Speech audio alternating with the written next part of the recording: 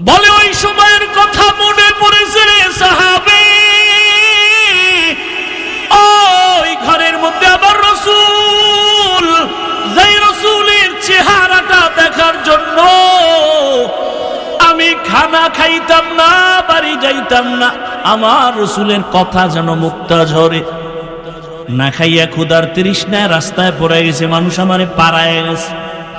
রাসূল আমারে একটা ঘরে বসাইয়া এমন তাওয়াজ্জু দিয়েছে, রাসূল আমারে এমন বরকত দিয়েছে।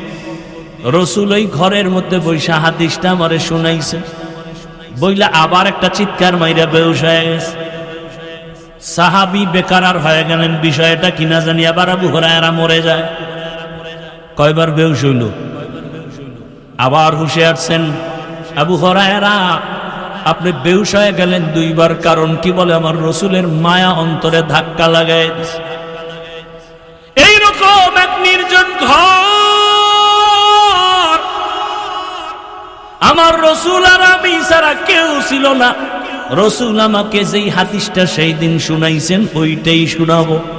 এটা বইলা আবার বেহুশ, চিৎকার মেরে বেহুশ। তিনবার বেহুশ হইয়া এই হাদিস শুনাইলেন, এই যে ঘটনাটা শুনাইলাম।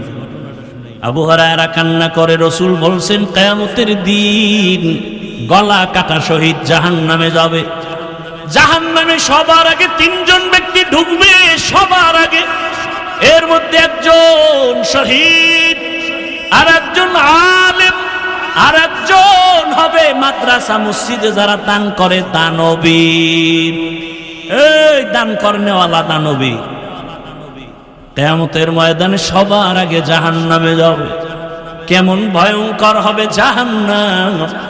মাদ্রাসায় দান করলেন, আল্লাহ বলবে টাকা পয়সা দিছি, করছো কি? আরে এই যে মসজিদ বানাইছি, চাঁদপুরের জমিনে কত মাদ্রাসা কত মসজিদ। হ্যাঁ, মানুষে তো জানে, তাই আমি তো তোর ভিতরের খবর জানি। টাকা দিছো 50,000, চায়ের দোকানে চাপাবাজি করছো, মসজিদ আমি কইরা দিছি। এরকম চাপাবাজ নাই? টাকা দেয় 50,000, কয় পুরা মাহফিল আমি করাইছি। টাকা দেয় 50,000, কয় মাদ্রাসা তো আমরা চালাই। এইরকম এহসান জিতলায় নেই।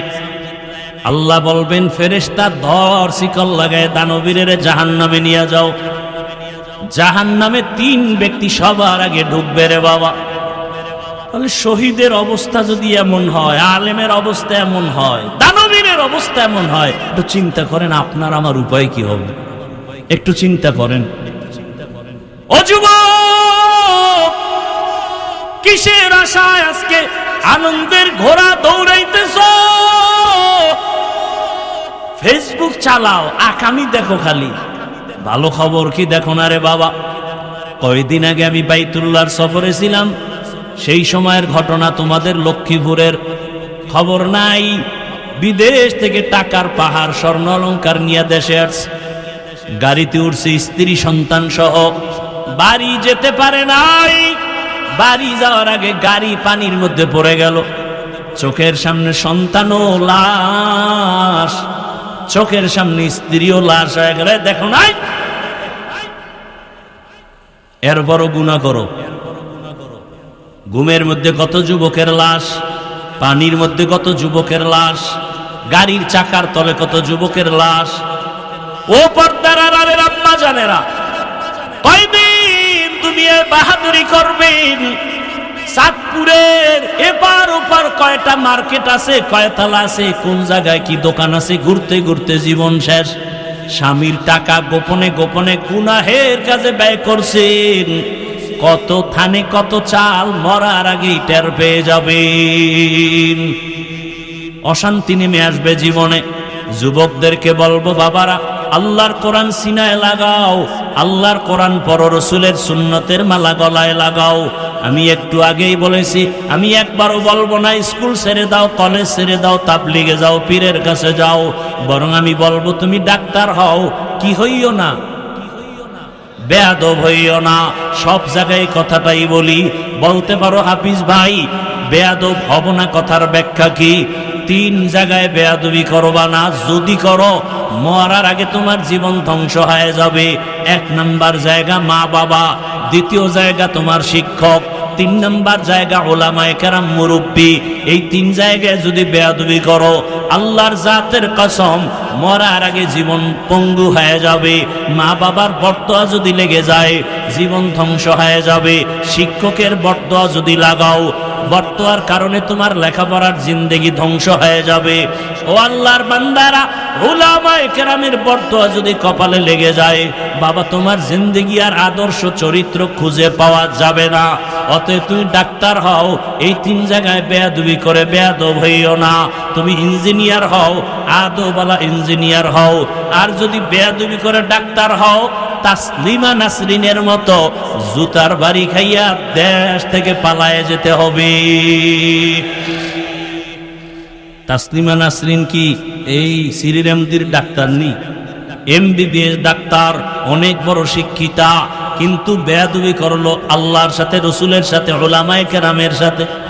এগুলি বলার সময় নাই, কিন্তু এমন বেয়াদবির কারণে এ দেশে থাকতে পারে নাই। এত কপাল খারাপ, মরার পরে লাশটাও দেশে আসবে কিনা বলার উপায় নাই। এই ডাক্তার না হইয়া রিক্সা চালায় খাওয়া কি ভালো? এই মিয়া, তুমি যদি বেয়াদবি করিয়া জুলুম করিয়া 10 তলা বিল্ডিং বানাও, ওই বিল্ডিং রাতারাতি উঠবে, রাতারাতি দখল হয়ে যাবে।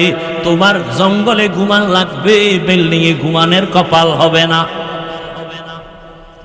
এই বিল্ডিং এর দাম কি? তুফানের মতো আসছে, তুফানের মতো আবার চলে গেছে। কি আহ, রসুলের আদর্শ, স্ত্রীদেরকে নাম ধরে ডাকেন না। রহমতের নবী একদিন এশার নামাজ পড়ে মসজিদে নববীর পাশের হুজরাটা আম্মাজান আয়েশা রাদিয়াল্লাহু আনহার সাথে বয়ান দি 3 ভাগের 1 ভাগ হয়ে গেছে, তরজমা ছাড়াই। হায় হায়, আম্মাজান আয়েশার ঘরে আইসা নবী ডাক দিলেন, ও হুমায়রা। কি ডাকছেন? নবী আদর করে ডাকলেন, হুমায়রা। আম্মাজান আয়েশাকে ডাকলেন আর বললেন, আয়েশা, আজকের রাত্রটা আমি ছুটি চাই, আজকের রাত। আম্মাজান ভাবলেন যে নবী বোধহয় অন্য কোনো বিবির ঘরে যাবেন, সেই জন্য মনে হয় ছুটি চায়। তো রসুল যদি এ কথা বলেন, আম্মাজান তো বাধা দিবেন না। আর আম্মাজান বাধা, রসুল এখানে অনুমতি চাইলেন কেন? এক উম্মতের শিক্ষা। দ্বিতীয়, আম্মাজানের বয়স তত বেশিও না। আম্মাজান আয়েশার সাথে যখন 6 বছর বয়স, তখন রসুলের সাথে বিয়া। আম্মাজানের বয়স 6 বছর, রসুলের সাথে বিবাহ হলো। 9 বছর বয়সে আম্মাজান আয়েশা রসুলের ঘরে আসলেন। আম্মাজানের 18 বছর বয়স যখন রসুল দুনিয়া থেকে চলে গেলেন। হিসাবটা বুঝে থাকলে বলেন, আম্মাজান রসুলের ঘর করলেন কতদিন? খবর নাই। 3 বছর, 9 বছর। আর আঙ্গ দেশে তো 18 বছরের বোনদের বিয়েই হয় না। এদিকে আবার আইন দিয়া ঠান্ডা বানাইতেছে, কয় বাল্য বিবাহ চলবে না। তো কি চলবে? আকাম চলবে। আকাম কি? প্রেম চলবে, আকাম চলবে, বিবাহ চলবে না। কেমন মাথা নষ্ট! যুবক যুবতী অপরাধ করবে, বিবাহ বলবে, বলে হবে না। অথচ আম্মাজানের বিবাহ হলো 6 বছর বয়স। 9 বছরে রসুলের ঘরে গেলেন। 18 বছর বয়সে আম্মাজানের এমন টাইম রসুল চলে গেলেন। রসুলের ঘরে থাকলেন 9 বছর। এই 9 বছরে আম্মাজান রসুল থেকে কি পাইলেন? আম্মাজান বলেন, আমি রসুলের দোয়া পাইয়া 2000-এর উপরে হাদিসের হাফেজা হয়ে গেছি। কয় হাজার? আমগো আম্মাজানরা কয় হাজার পারে? আপনারা কয় হাজার? তা আহলে হাদিস হইলেন কেমনে? আল্লাহ হেদায়াত দান করুন। হাদিস পারলে না আপনি দাবি করতে পারেন। আপনি খালি বাংলা বুখারি লয়ে দৌড়ান। রসুল কি বাংলা বুখারি দিয়ে গেছে, বা ইমাম বুখারি কি বাংলা লেখছে? সে তো আরবি লেখছে, আপনি বাংলা লইয়ে দৌড়ান কেন? এটা তো লাইব্রেরি থেকে ছাপায় নিয়ে আসছে। তা ওই লাইব্রেরিওয়ালা নামাজ পড়ে না সুদ খায় না ঘুষ খায় বলা যায় না। তো ঘুষখোর সুদখোরের ছাপানো কিতাব ধরেন কেন? রসুলেরটা ধরবেন, যেটা রসুল দিছে। আল্লাহ হেদায়াত দান করুন। তরজমাটা বলে নেই, আলিফ লাম মিম মনে আছে তো? ওয়াল্লাহু আ'লামু বিমুরাদিহি বিযালিক যালিকাল কিতাবু লা রাইবা ফিহি। এই কোরআন এমন এক কিতাব যার মধ্যে কোনো ভুল নাই, ভুলের অবকাশও হুদাল লিল মুত্তাকিন। কোরআন একমাত্র হেদায়াতের পথ দেখাবে যারা মুত্তাকি, আল্লাহ ভীরু তাদেরকে। নবীজির হাদিস পড়েছি, ইত্তাকিল মাহারিম তাকুন আবাদান নাস। হারাম থেকে নিজেরে বাঁচাও, আল্লাহর আদালতে মানুষের কাছেও তোমার মর্যাদা বেড়ে যাবে। তরজমা শেষ, এবার ব্যাখ্যা। কথা বলতে বলতে অনেক দূরে চলে গেছি। ইসলাম ছাড়া শান্তির কোনো ধর্ম জমিনে নাই। আচ্ছা বলেন, যদি এর থেকে আরো ভালো কিছু থাকে। আমি এই যে আলগি বাজারে বয়ান করে আসছি, সারা দেশেই বলি, এখানেও একটু বলে নেই। এই শ্রীরামদী এলাকা চাঁদপুর শহরের কোনো জ্ঞানী মানুষ শিক্ষিত যদি বলতে পারেন, কেউ কোনো অ্যান্সার দিবেন না। আমি জিজ্ঞাসা করলে জবাব দিবেন, এর আগে দিবেন না। আমি কি বলি তা শুনেন খেয়াল করে। আমাকে যদি কেউ দাঁড়ায় বলতে পারেন, হাফিজ ভাই, রসুলের আদর্শ থেকে আরো সুন্দর আদর্শ শেখ মুজিবুর রহমান সাহেবের মধ্যে আছে, আমি হাফিজুর রহমান ঘোষণা দিয়ে গেলাম, আল্লাহর কসম আমি রসুলেরটা বাদ দিয়া শেখ মুজিবুর রহমান সাহেবেরটা নিব। বুঝেন কথা? বুঝেননি? ভালো করে বুঝেন। কেউ যদি বলতে পারেন, হাফিজ ভাই, রসুলের আদর্শ থেকে জিয়াউর রহমান সাহেবের আদর্শ আরো ভালো, আমি সবার সামনে বললাম, আল্লাহর কসম রসুলেরটা বাদ দিয়া জিয়াউর রহমান সাহেবেরটা আমি গ্রহণ করব। কেউ যদি বলতে পারেন, হাফিজ ভাই, রসুলের আদর্শ থেকে আরো সুন্দর আদর্শ এরশাদ সাহেবের ভেতরে, আমি রসুলেরটা বাদ দিয়া এরশাদ সাহেবেরটা নিব। এবার আমাকে জবাব দেন, রসুলেরটা সারা ভালো আদর্শ কারো কাছে আছে বলতে পারবেননি? পারবেন? এবার শুনেন জবাব। এক জবাবে বলে দেই, আমি যুবকদের কাছে একটা আবদার করতেছি ইদানিং, 200 থেকে 250 টাকা লাগতে পারে একটা পেস্টুন বানাবা, 2 ফিট 3 ফিট কয়েকটা বানাইয়া বাজারে বাজারে পেস্টুন গুলো ঝুলাইয়া দাও। পেস্টুনের মধ্যে লেখা দাও, দুনিয়াতে যত আদর্শ আছে সব আদর্শ নাপাক, একমাত্র মদিনাওয়ালা রসুলের আদর্শই পাক। পেস্টুন বানাও, আমি কলিজা ভইরা দোয়া করব, সব আদর্শ নাপাক, একমাত্র রসুলের আদর্শই হলো পাক। এবং নিচে দিয়ে আরেক লাইন লেখো, কিয়ামত পর্যন্ত এই জমিনে যতদিন রসুলের আদর্শ কায়েম হবে না, ততদিন পর্যন্ত এই জমিনে শান্তি আসবে না। সোজা কথা। রসুলের আদর্শ ছাড়া শান্তির স্লোগান দ্বারা দেয় সবগুলো চাপাবাজ, দুর্নীতিবাজ, বিধর্মীদের পাক্কা দালাল। আমি বলতেছিলাম, ফুলের সাথে ঘেরান আছে, ফুলের দাম আছে। রাজনীতির মধ্যে কোরআন আছে, রসুলের আদর্শ আছে, দাম আছে। ফুলের মধ্যে ঘেরান নাই, ফুলের মূল্য নাই। আল্লাহর কোরআন নাই, রসুলের আদর্শ নাই, ওরা রাজনীতি নাই, কোনো মূল্য নাই। মানুষের শুধু অশান্তি, আর কিচ্ছু না, শুধু অশান্তি। আর ইসলাম হলো শান্তি। আপনাদের পাশের জেলা নোয়াখালী, এর পাশে লক্ষ্মীপুর, নাকি লক্ষ্মীপুর আগে? হ্যাঁ, লক্ষ্মীপুর জেলার একটা থানা আছে কমলনগর, আসেনি? কমলনগর থানার মধ্যে একজন বুজুর্গ আছেন, হাফিজি হুজুরের জামাতা, বড় মুসাল্লাম বুজুর্গ, খালিদ সাইফুল্লাহ দামাত বারাকাতুহুম। তিনি কিন্তু উপজেলা চেয়ারম্যানও হয়ে গেছিলেন। সাইকেলের মধ্যে চাউল নিয়া মানুষের বাড়ি যাইয়া নিজের হাতে মেপে মেপে দিয়া দেয়। এত বড় বুড়া মানুষ বড় কঠিন হালাত। এই যে এইরকম আরো কিছু চেয়ারম্যান আমাদের বাংলাদেশে হুজুরদের মধ্যে আছে না নাই? আছে।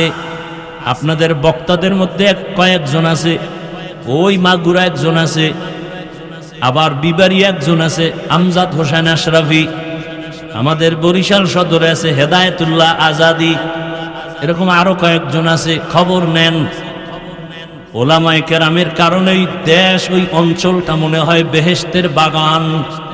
কোনো জুলুম চলে না, আল্লাহর ভয় অন্তরে আছে। মরিয়া গেল, 1 টাকাও হারাম খাবো না, না খাইয়া মরে যাব। তাহলে ইসলাম ছাড়া শান্তির কোনো পথ থাকলে বলেন আছে? নাই। এজন্য আল্লাহ কোরআন দিলেন। আল্লাহ তাআলা বলেন আলিফ লাম মিম। এই যে অক্ষরগুলো, এই অক্ষরের কোনো অর্থ নাই।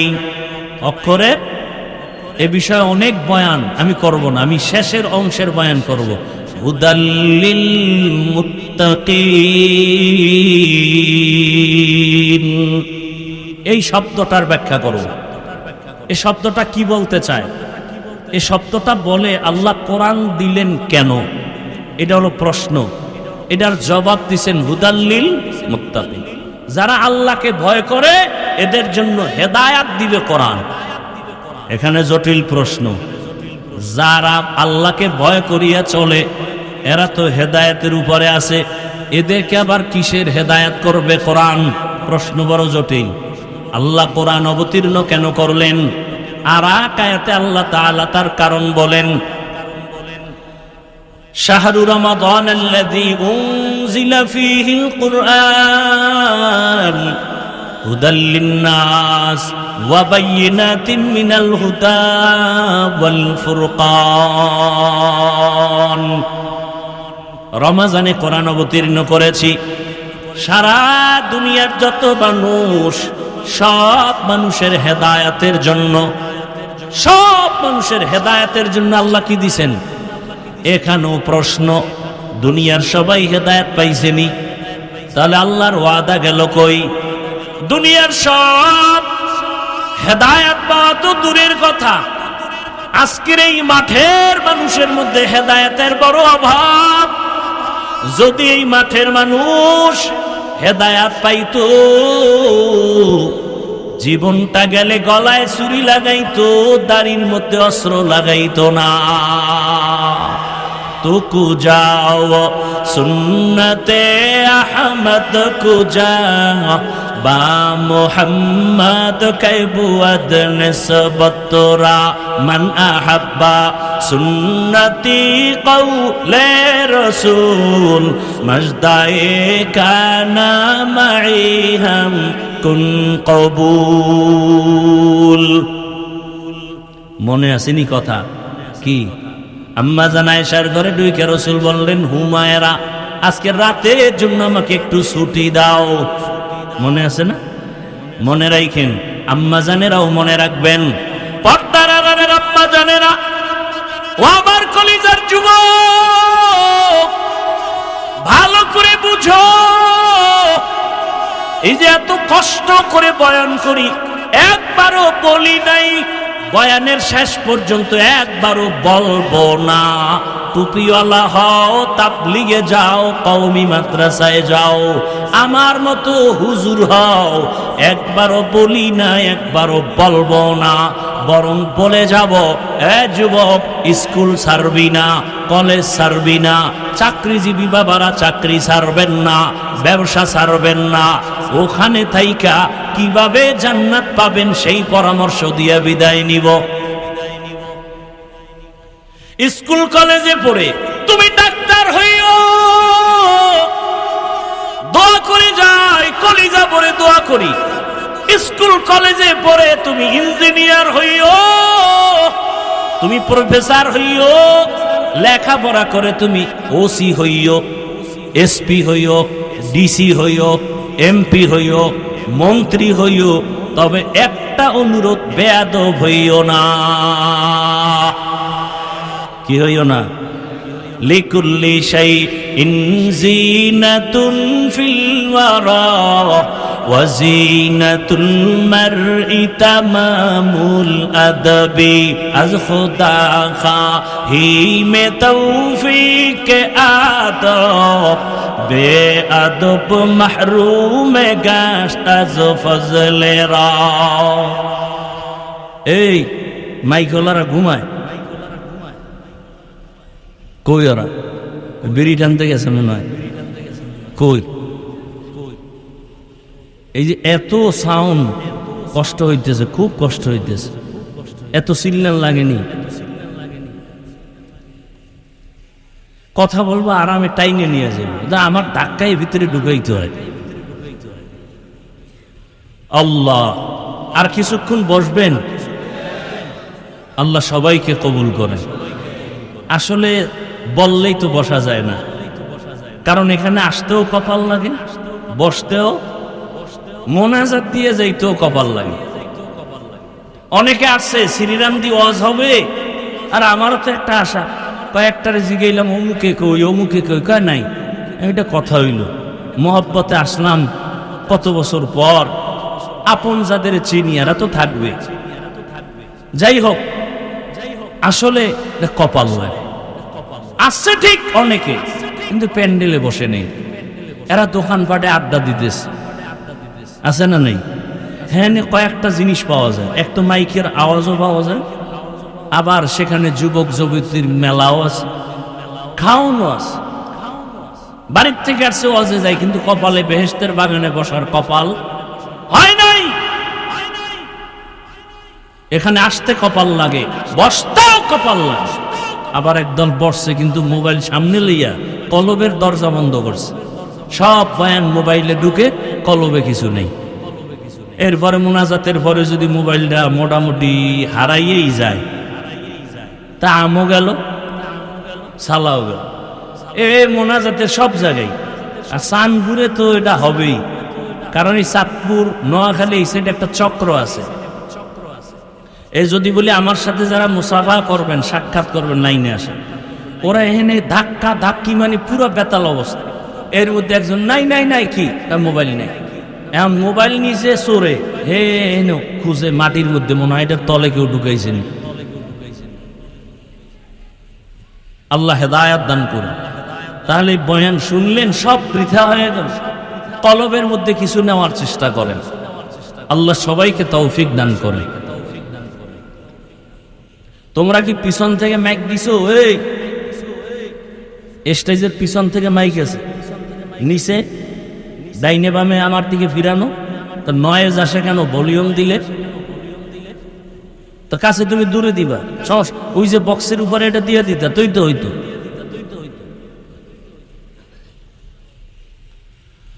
আল্লাহ, তাহলে আরেকটু সামনে আগাই না? শেষ না করতে পারলো, আমি বলছি না আপনারা বসা থাকলে আমি চেষ্টা করব। আল্লাহ চাইলে সব হয়, বান্দা চাইলে কিছুই হয় না। আল্লাহ সবাইকে কবুল করে। আল্লাহ কোরআন কেন পাঠাইলেন তার দুইটা আয়াত আমি শুনাইছি। আর এক আয়াত আল্লাহ বলেন, ওয়ানুনাজ্জিলু মিনাল কুরআনি মা হুয়া শিফাআ ওয়া রাহমাতুল লিল মুমিনিন। আল্লাহ বলেন, আমি কোরআন থেকে বারবার অবতীর্ণ করলাম ঔষধ। ঔষধ সেবন করে সুস্থ না অসুস্থ? দুনিয়ার সব মানুষ অসুস্থ, ঔষধ হলো কোরআন। দুনিয়ার সব কেন অসুস্থ? বলে এক নাম্বার কারণ তাদের ঈমান নাই। এবার বলে তাহলে ঔষধ নাও, কোরআন পড়ো, কালেমা পড়ো, ঈমান আনো। আমানতু বিল্লাহ ওয়া মালাইকাতি ওয়া কুতুবি ওয়া রুসুলি, এইভাবে ঈমান আনতে থাকো। ঔষধ কোরআন। এবার প্রশ্ন হলো, ঈমান আনছি, এখনো কি আমরা রোগী? আমি জবাবে বলবো, হ্যাঁ আপনি রোগী। কেন? বলে ঈমান আছে, আমলের খবর নাই। মুসলমান দাবি করে নামাজ নাই, মুসলমান দাবি করি পর্দা করি না, মুসলমান দাবি করি হালাল ভাবে উপার্জন করি না। অথচ ইবাদত আল্লাহর কাছে কবুল হওয়ার এক নাম্বার শর্ত হালাল খানা। হারাম খাইয়া সিজদা দিবা, কবুল হবে না।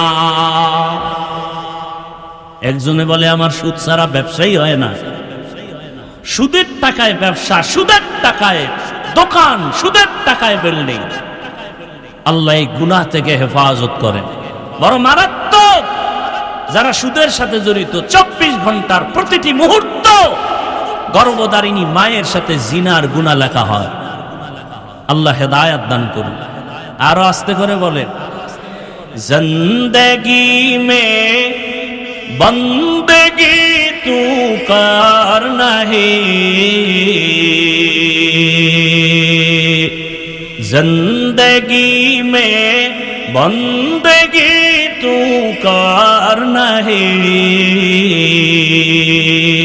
जिंदगी बे बंदगी शर्मिंदा है, जिंदगी बे बंदगी शर्मिंदा है।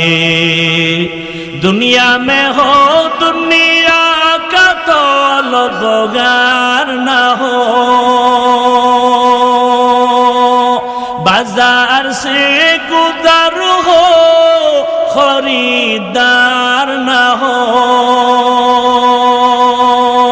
ये दुनिया एक मिसले कागज फूल है, ये दुनिया एक मिसले कागज फूल है, जिंदगी में बंदगी तू करना है, जिंदगी में बंदगी तू करना है, जिंदगी बे बंदगी शर्मिंदा है, जिंदगी बे बंदगी शर्मिंदा है, जिंदगी में बंदगी कुन बंदगी, बंदगी बे जिंदगी शर्मिंदगी। এরে নবীর উম্মত, আল্লাহ কোরআন আমাদের জন্য ঔষধ হিসেবে দিলেন। ঈমানদার রোগী কেন বলে আমল নাই? ঔষধ হলো কোরআন। ফামান কানা ইয়ারজু লিকা রাব্বিহি ফালইআমাল আমালান সালিহা ওয়ালা ইউশরিক বিইবাদাতি রাব্বিহি আহাদা। আমলের দরকার আছে না নাই? अमल से जिंदगी बनती है, जन्नत भी जहन्नम भी। ये खाके अपनी फितरत में न नूरी है न नारी। আল্লাহ বলেন আমল লাগবে মানে আমি আমলের জন্য তোমাকে পাঠাইছি। আল্লাযী খালাকাল মাউতা ওয়াল হায়াতা লিয়াবলুয়াকুম আইয়ুকুম আহসানু আমালা ওয়া হুয়াল আজিজুল গফুর। আমল লাগবে না? লাগবে না? ইন্নাল্লাযীনা আমানু ওয়া আমিলুস সালিহাতি কানাত লাহুম জান্নাতুল ফিরদাউসি নুজুলা। যেখানে ঈমানের বয়ান সেখানে আমলের বয়ান। ওয়াত্তিনি ওয়াজ-যাইতুন ওয়া তুরি সিনিনা ওয়া হাযাল বালাদিল আমিন লাকাদ খালাকনাল ইনসানা ফি আহসানি তাকওয়িম সুম্মা রাদাদনাহু আসফালা সাফিলিন ইল্লাল্লাযীনা আমানু ওয়া আমিলুস সালিহাত ফালাহুম আজরুন গায়রু মামনুন। আমলের দ্বারা বান্দার ঈমানের রং বাড়ে। ঈমানের রং লাগাও আমলের মাধ্যমে, আর আমলের রং বাড়বে ইখলাসের মাধ্যমে। ওয়ামা উমিরু ইল্লা লিয়াবুদুল্লাহা মুখলিসিনা লাহুদ্দিন। ইখলাস ওয়ালা আমল অল্প হোক, জান্নাত রিজার্ভ। قال رسول الله صلى الله عليه وآله وسلم أخلص دينك يكفيك العمل القليل। অল্প আমল করো। কে কয়? রসুল। আমল বেশি না কম? কম করো, ইখলাস নিয়ে করো। আল্লাহ রসুল বলেন ইখলাস ওয়ালা আমল জান্নাত বিনা হিসাবে দিয়ে দিন। রাস্তা দিয়ে একজন আল্লাহর বান্দি হেঁটে যায়, নারী না পুরুষ? ঘুমাইতেছেন আপনারা? একজন নারী, দুনিয়ার বড় গুনাহগার নারী। ও পর্দার আড়ালের আম্মা জানেরা, বোনেরা, ভালো করে শুনেন। আপনারা নবী না, নবীদের মা, সাহাবায়ে কেরামদের মায়ের মতোই তো আপনারা মা, আলেমদের মায়ের মতো মা, হাফেজে কোরআনের মায়ের মতো মা। আপনাদের মতো ধন্য জমিনে কেউ নাই। ভালো করে বুঝেন, আপনাদের এত মর্যাদা। আমি যদি শুধু আপনাদের মর্যাদার বয়ান করি সারা রাত চলে যাবে, কিন্তু কপাল বড় খারাপ। আমার দেশের কিছু আম্মা জানেরা রাস্তায় মিছিল দিয়া দৌড়ায় নারীর অধিকার আদায়ের জন্য, আবার এদের পক্ষে কিছু সমাজের মানুষ স্লোগান দেয়। আমি বলবো, যারা ইসলাম নারীর অধিকার দেয় নাই বলে চিল্লায়, এদের মতো লম্পট চরিত্রহীন মানুষে জমিনে আর কেউ নাই। ও গো নবীর উম্মতেরা, হয়ে আজি দিশাহারা, কোরআন হাদিসের চলো যখন যাহা চায় মনে, নবী বিনে কে তারাবে পুলসিরাত মিজানে, নবী বিনে কে তারাবে পুলসিরাত মিজানে। উম্মতের কান্দারি নবী,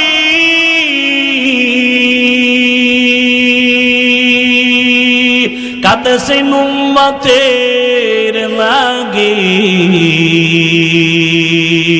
এখনো কাঁদেন নবীজি শুয়ে মদিনার পানে, নবী বিনে কে তারাবে পুলসিরাত মিজানে, নবী বিনে কে তারাবে পুলসিরাত মিজানে। নবী আমার জীবন ভরে দিনের লাগি কষ্ট করে,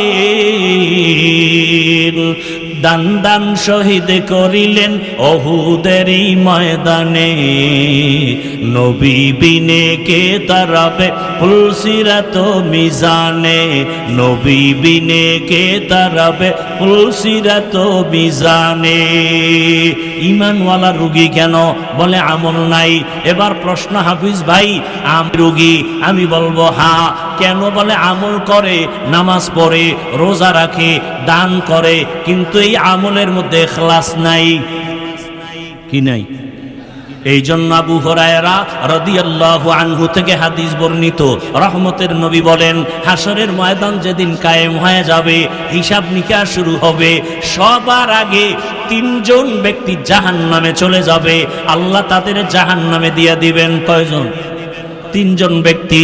দুনিয়ার সব বিবেকবানরা বলে এই তিনজন জান্নাতে যাবে বিনা হিসাবে, অথচ রসুল বলেন কিয়ামতের দিন এই তিনটা লোক জাহান্নামে যাবে সবার আগে।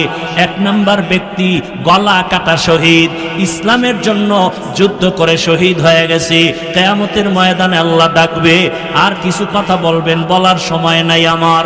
আল্লাহর রসুল বলেন, আল্লাহ এক পর্যায়ে বলবে, জাহান্নামের ফেরেশতারা এ শহীদরে ধর, শিকল লাগাইয়া জাহান্নামে নাও, কারণ যুদ্ধ করেছে, রক্ত ঝরাইছে, মানুষের সম্মান পাওয়ার জন্য, আমার জন্য করে নাই। দুই নাম্বার ব্যক্তি সবার আগে জাহান্নামে যাবে আলেম। কে যাবে?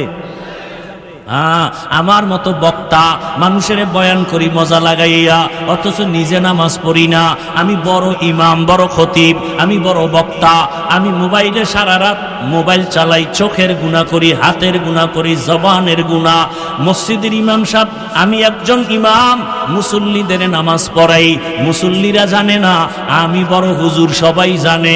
আল্লাহ কয় রেডি হ, আমি আল্লাহ জানি তুই বড় নাপাক মানুষ, তোর এলাকার মুসল্লি জানে তুই বড় ইমাম, আর আমি জানি তুই সারা রাত মোবাইল চালাইছো, তোর হাত না পাক, তোর চোখ না পাক, তোর জিহ্বা না পাক, তোর অন্তর না পাক, কিয়ামতের ময়দানে আল্লাহ বলবে, ও আলেম, এলেম শিখছো, কামটা করছো কি? মানুষের দাওয়াত দিছি। তো মানুষে জানে তুই বড় হুজুর, আমি তো ভিতরের খবর জানি। তোর নামটা ছোট দিলে মাথা গরম, আমার নাম কেন পোস্টারে ছোট? মাওলানা লেখে নাই কেন মাথা গরম? আল্লামা লেখে নাই কেন মাথা গরম? কয় নাম্বার? কয় 6 নাম্বার, নিচের লাইনে নাম কেন? আমার নাম সবার উপরে দাও, তাহলেই দিল খুশি। মানুষ জানে তুমি বড় বক্তা, আমি জানি তোর অন্তর বড় খারাপ। আল্লাহ বলবে, জাহান্নামের ফেরেশতারা ধর, এই আলেমের শিকল লাগাইয়া জাহান্নামে নিয়ে যাও। আবু হুরায়রা রাদিয়াল্লাহু আনহু বলেন, আরে আমি তো স্বাভাবিকভাবে বলতেছি, ঘটনা বড় করুণ ঘটনা। আবু হুরায়রার থেকে একটা হাদিস শুনতে মক্কা থেকে আসছে মদিনা। এই সেটা আবু হুরায়রা, আসেন তো আপনার সাথে গোপনে কথা আছে। এক জায়গায় গিয়ে একটা ঘরের মধ্যে বইছে, আমার এই রসুলের একটা মহব্বতের হাদিস শুনান, যেটা আপনার কাছে খুব ভালো, খুব হৃদয়ঙ্গম হয়েছে।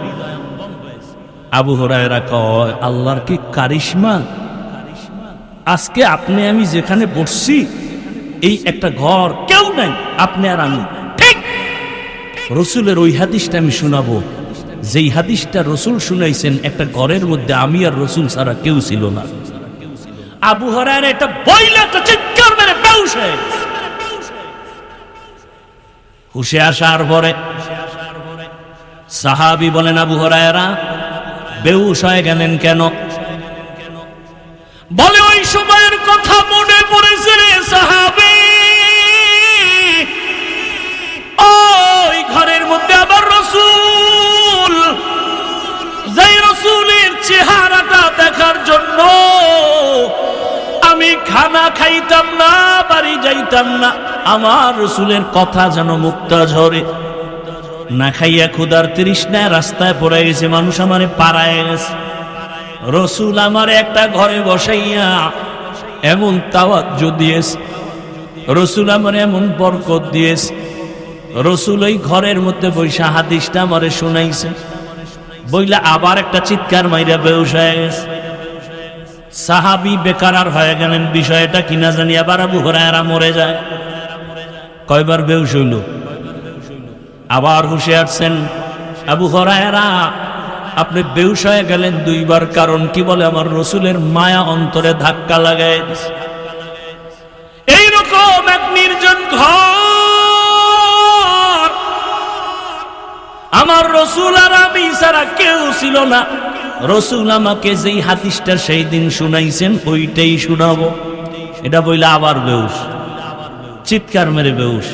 3 বার বেহুশ হইয়া এই হাদিস শুনাইলেন, এই যে ঘটনাটা শুনাইলাম। আবু হুরায়রা কান্না করে, রসুল বলছেন, কিয়ামতের দিন গলা কাটা শহীদ জাহান্নামে যাবে। জাহান্নামে সবার আগে 3 জন ব্যক্তি ঢুকবে, সবার আগে। এর মধ্যে একজন শহীদ, আর একজন আলেম, আর একজন হবে মাদ্রাসা মসজিদে যারা দান করে, দানবীর। এই দান করনেওয়ালা দানবীর কিয়ামতের ময়দানে সবার আগে জাহান্নামে যাবে। কেমন ভয়ঙ্কর হবে জাহান্নাম!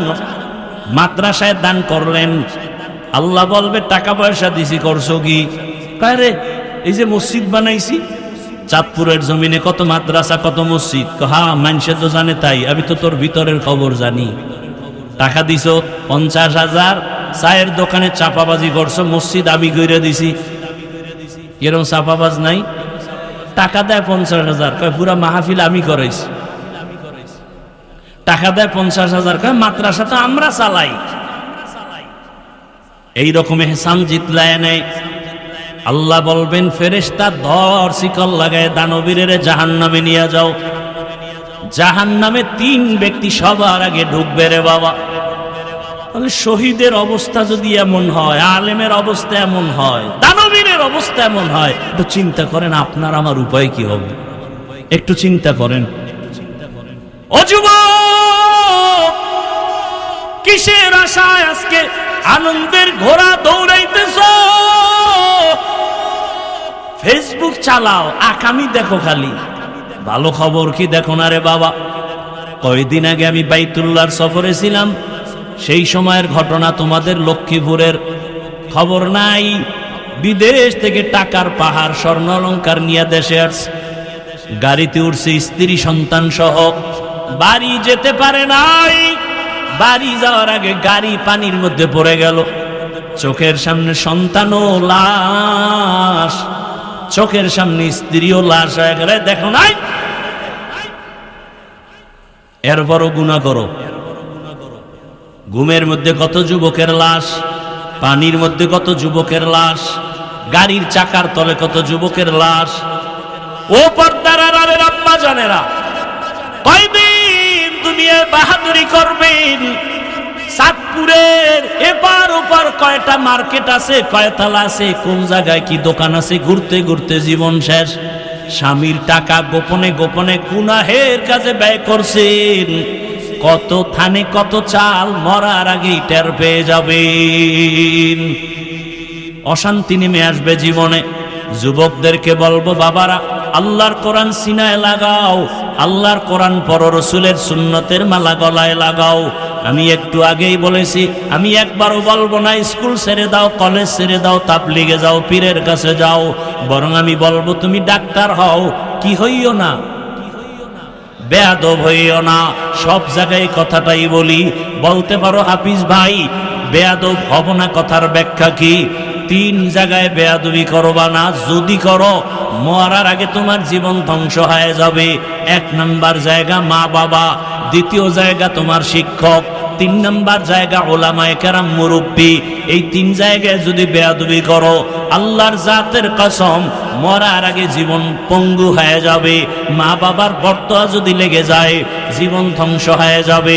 শিক্ষকের বরদোয়া যদি লাগাও, বরদোয়ার কারণে তোমার লেখাপড়ার জিন্দেগি ধ্বংস হয়ে যাবে। ও আল্লাহর বান্দারা, উলামায়ে কেরামের বরদোয়া যদি কপালে লেগে যায়, বাবা তোমার জিন্দেগি আর আদর্শ চরিত্র খুঁজে পাওয়া যাবে না। অতএব তুমি ডাক্তার হও, এই 3 জায়গায় বেয়াদবি করে বেয়াদব হইও না। তুমি ইঞ্জিনিয়ার হও, আদবওয়ালা ইঞ্জিনিয়ার হও। আর যদি বেয়াদবি করে ডাক্তার হও, তাসলিমা নাসরিনের মতো জুতার বাড়ি খাইয়া দেশ থেকে পালায়ে যেতে হবে। তাসলিমা নাসরিন কি এই শ্রীরামদির ডাক্তার নি? MBBS ডাক্তার, অনেক বড় শিক্ষিতা, কিন্তু বেয়াদবি করলো আল্লাহর সাথে, রসুলের সাথে, উলামায়ে কেরামের সাথে। এগুলি বলার সময় নাই, কিন্তু এমন বেয়াদবির কারণে এ দেশে থাকতে পারে নাই। এত কপাল খারাপ, মরার পরে লাশটাও দেশে আসবে কিনা বলার উপায় নাই। এই ডাক্তার না হইয়া রিক্সা চালায় খাওয়া কি ভালো? এই মিয়া, তুমি যদি বেয়াদবি করিয়া জুলুম করিয়া 10 তলা বিল্ডিং বানাও, ওই বিল্ডিং রাতারাতি উঠবে, রাতারাতি দখল হয়ে যাবে। তোমার জঙ্গলে ঘুমান লাগবে, বিল্ডিং এ ঘুমানের কপাল হবে না। এই বিল্ডিং এর দাম কি? তুফানের মতো আসছে, তুফানের মতো আবার চলে গেছে। ব্যাংকের মধ্যে কোটি কোটি টাকা রেখেছো, কি লাভ হবে যদি ওই টাকা নিজেও ভোগ করতে না পারো, সন্তানরাও না খাইতে পারে? এর সে রিক্সা চালায় আলু ভর্তা দিয়ে খাইলো শান্তি, কি ঠিক না? আল্লাহ হেদায়াত দান করুন, আল্লাহ হেদায়াত দান করুন। এরে আম্মা জানেরা, গাছ ভালো হলেই তো ফল ভালো হবে। আপনাদের সন্তানদেরকে যত বয়ান শুনাইছি, আপনারা যদি একটু চেষ্টা না করেন, কামিয়াবির দরজা খুলবে না রে আম্মা জান। এই দুনিয়াতে যত ভালো ভালো সন্তান আসছে মায়ের আদর্শের কারণে। এজন্যই তো বিশ্ব বরেণ্য দার্শনিক, জবরদস্ত ওলিয়ে কামেল বুজুর্গ ইমাম গজালি রহমাতুল্লাহ আলাইহি লিখেছেন, প্রত্যেকটা সন্তানের জন্য শিক্ষিকা হলো প্রাথমিক তার মা। মা যা শিখায় তাই শিখে। মা সন্তানের শিখায় কি? কয় তুমি বিদায় বেলা সালাম দিয়ে কও আল্লাহ হাফেজ, সন্তান তাই শিখে। আর এক আম্মু শিখাইছে সালাম টালাম নাই, টাটা দাও টাটা। বাচ্চা কি শিখছে? কথা বলেন না কেন? টাটা দেয়। দেখবেন ঘরের আম্মা যান, আপনি যখন নামাজ পড়েন আপনার বাচ্চাটাও কিন্তু আপনাকে দেখে। আজান যখন হয়ে গেছে মাথার কাপড় টাইনা দিছেন, অজু বানাইছেন, দেখেন পরীক্ষা কইরা ওই বাচ্চাটাও কিন্তু মায়ের পাশে পাশে বাথরুমে যায়, ওয়াশরুমে গিয়া মাও ওযু বানায়, বাচ্চা ওযু বানায়, বাচ্চা ওযু বানাইতে গিয়া হাফ গোসল কইরা ফেলাইছে। ও তো আর নিয়ম কানুন বোঝে না। মা আইসা যায় নামাজে দাঁড়াইছে, বাচ্চাও মায়ের পাশে যায় নামাজে দাঁড়াইছে। মা বুকের মধ্যে হাত বেঁধে তেলাওয়াত শুরু করেছেন, আলহামদুলিল্লাহি রাব্বিল আলামিন আর রহমানির রহিম মালিকি ইয়াউমিদ্দিন। বাচ্চা তো বুঝে না মা কি গো, দেখে ঠোঁট নাড়ায়, বাচ্চাটাও মাছের মতো ঠোঁট নাড়ায়। দেখছেন নি কারবার? নামাজ নাই, বউ আনছেন ডানা কাটা ভরি, দেখবেন কচু ডানা কাটা ভরি লয়েছে ঘরে, বুঝেন নাই তো? ডানা কাটা ভরি মানি ও ঘরে আইলি ডানা কাটবে। কিছুদিন আইয়া কয় তোর মায়ের ডানা ভালো না, কিছুদিন পরে কয় তোমার বাবার ডানাও ভালো না। এখন এই স্বামী কথা কর্ম কি কয়, এই বাড়ি সেইরা শহরে ফ্ল্যাট লও, ফ্ল্যাট লইয়া স্ত্রী এক রাস্তায় দৌড়ায়, স্বামী আর এক রাস্তায় দৌড়ায়। কিছুদিন পরে কয় তোর ডানাও ভালো না। ওরে ফকির বানাইয়া এইবার হিজরত করছে ভিন্ন দিক। কথা বলেন ঠিক নি? বড় কঠিন হালাত। এরে আমার যুবক, কত যুবকের ব্যবহার দেখলে মনে হয় রুমাল দিয়ে পা মুছাইয়া দেই। ঢাকা কলেজে গিয়ে দেখো, তোমার মতো যুবক কলেজে ক্লাস করে, পাগড়ি লাগানো, বড় দাড়ি, বড় জামা নাই। ও যুবক বাবা বলো, তুমি কেন পারো না? তোমার মতো যুবক এই চাঁদপুরের আশেপাশে কি তোমার নজরে নাই? স্কুলে পড়ে, কলেজে পড়ে, নামাজও পড়ে। সত্য কথা বলো, বলো তুমি পারো না কেন? অবশ্যই হয়তো মা বাবার কপাল পুরায় দিছে, বরদোয়া লাইগেই গেল নাকি, না শিক্ষকের সাথে বেয়াদবি করেছো, নাকি আলেমুল আমার সাথে বেয়াদবি করে ফেলেছো। না হয় এমন কপাল কেন হবে? তোমার মতো কত যুবক জেনারেল লাইনের মানুষ, র্যাব, আর্মি, পুলিশ, বিডিআর নামাজ পড়ে, তুমি কেন পারো না? রাস্তায় গাড়ি চালায় কত ড্রাইভার, নামাজ ছাড়ে না, বলো তুমি কেন পারো না? তোমার মতো কত যুবক তাকায় দেখো, চাকরি করে, ব্যবসা করে, শ্রমিকের কাজ করে, নদীর মধ্যে মাছ ধরে, নামাজ ছাড়ে না, বলো বাবা তুমি কেন পারো না? এখনো সময় আছে, তওবা করো, মা বাবার দোয়া নাও, শিক্ষকের দোয়া নাও, উলামায়ে কেরামের পরামর্শ নিয়া রসুলের আদর্শের মালা গলায় লাগাও। জীবনে তো অন্যায় কম করলা না, মনে চাইছে নামাজ পড়বা না, পড়ো নাই, মনে চাইছে দাড়ি রাখবা না, রাখো নাই, মনে চাইছে সারা রাত মোবাইল চালাবা, চালাইছো, মনে চাইছে পার্কে পার্কে ঘুরবা, ঘুরছো। এখনো কি তওবা করবা না? হায়াতের বাকি কয়দিন? ও পর্দার আড়ালে আম্মা জানেরা, অল্প আমলও জান্নাতের পথ খুলে দিবে। ওই গুনাহগার নারী রাস্তা দিয়ে হাঁটতেছে, হঠাৎ করিয়া দেখে একটা কুকুর রাস্তার পাশে কান্না করে, পিপাসা পানির। মহিলা গুনাহগার, জাহান্নামী। এলাকার মানুষ সবাই জানে এই মহিলা খারাপ। কুকুরের কান্না দেখা মহিলার দিলে মায়া লাগছে, দৌড়াইয়া গেছে পানির কূপে, পানি উঠাবে, কুকুরের পান করাবে, কিন্তু পানি অনেক নিচে, উঠানোর পাত্র নাই। পায়ে ছিল চামড়ার মোজা, মোজাটা খুলছে, মোজা নিয়ে নিচে দিয়া দেখে পানি এখনো নাগালে নাই। ছিল মাথায় বড় ওড়না, ওড়নাটার এক মাথা দিয়া মোজার সাথে বাঁধিয়া পানি উঠাইয়া কুকুরটারে পান করায় দিল। রহমতের নবী ঘটনা শুনাইয়া সাহাবায়ে কেরামদের বলেন, ও সাহাবায়ে কেরাম, শুনছো এই জাহান্নামী গুনাহগার নারীটা কুকুরের পান করাইয়া, পানি পান করানো মাত্র একটা গাইবী আওয়াজ আসছে। গাইবী আওয়াজ আইসা কয়, ও জাহান্নামী নারী, তোমার নামটা জান্নাতি খাতায় লেখা হয়ে গেছে।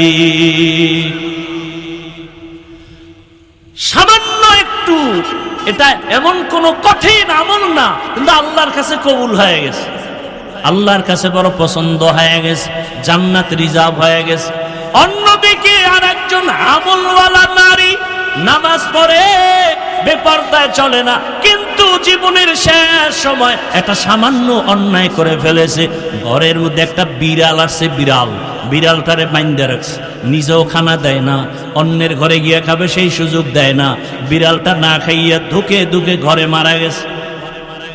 নবীজি সাহাবায়ে কেরামদের বললেন, ও সাহাবায়ে কেরাম, ওই আমলওয়ালা মহিলা এই কাজ করা মাত্র হঠাৎ একটা গায়েবী আওয়াজ আসছে। কে যেন বলতেছে, এই আমলওয়ালা নারী বিড়ালের সাথে জুলুম করার কারণে তোমার জান্নাতি খাতার নাম কাটা হয়ে গেছে, তোমার জীবনের সব আমল বরবাদ। তাহলে একটা বিড়ালের সাথে জুলুম করলে যদি এই হালাত হয়, যারা মানুষের সাথে জুলুম করে, বাবা হইয়া সন্তানের সাথে জুলুম, স্বামী হয়ে স্ত্রীর সাথে জুলুম, শিক্ষক হয়ে ছাত্রের সাথে জুলুম, ইমাম হইয়া মুসল্লিদের হক আদায় করি না জুলুম, সব জুলুমের বিচার মরার আগে হবে। দুইটা অন্যায়ের বিচার মরার আগে হবে, রাসূল বলছেন। এক অন্যায় হলো জুলুম, আর এক অন্যায় হলো মা বাবার সাথে বেয়াদবি। ও নবীর উম্মতের দল, মা বাবার দোয়া ছাড়া এই চেয়ারে বসতে পারি না রে বাবা। ওই মা বাবার কত চোখের পানি, ওই মা বাবার চোখের পানি আর দোয়া ছাড়া তুমিও টাকা পয়সা বাড়ি গাড়ির মালিক হতে পারো নাই। ও নবীর উম্মতের দল, এখনো সময় আছে, তওবা করো। আগামীকাল এই টাইমে এই বাগান আর থাকবে না, না জানি আবার কোন বাড়ির মধ্যে মরণের একটা ডাক আইসা পড়ে। তুমি গিয়া মোবাইল চালাইয়া নামাজ না পইরা সকালে ঘুমাইছো, দুপুর 11টায় মা ডাকতেছে, সন্তানের জবান খুলে না, হঠাৎ করিয়া তাকাইয়া খোঁজ নিয়ে দেখে সন্তান ঘুমের মধ্যে মরিয়া গেছে। ও আমার যুবক বাবা, একটু চিন্তা করো, একটু ধ্যান করো। যদি কালকের অবস্থাটা এমনই হয়ে যায়, মা একটা চিৎকার দিয়া বলবে, তোরা কে কোথায় আছো? আমার সন্তান দুনিয়াতে জিন্দা নাই, আমাকে মা বলে ডাকবে কে? ডাকার মতো কেউ নাই। মা কান্না করবে, অন্যদিকে দেখবি বাবায় দৌড়াইয়া যাবে মসজিদের ইমাম সাহেব, আমার বাবার জানাজা না পড়ায় যাবেন না। বাবায় কান্না করে বলবে, একদল বাজারে যাও কাফনের কাপড় কিনে নিয়ে আসো, আর এক দলকে বলবে বাঁশবাগানে যাও কবর খনন করো, আর এক দলকে বলবে গরম পানি করো গোসল করানোর জন্য।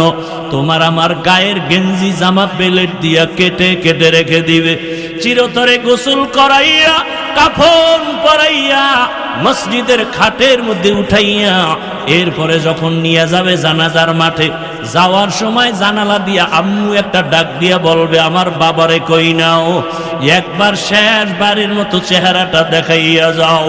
ও আমার যুবক, তোমার আপন বন্ধু মোবাইল থেকে নাম্বারটা ডিলিট করে ফেলবে। বন্ধু নাই, মোবাইলে নাম্বার রাখারও কোনো দরকার নাই।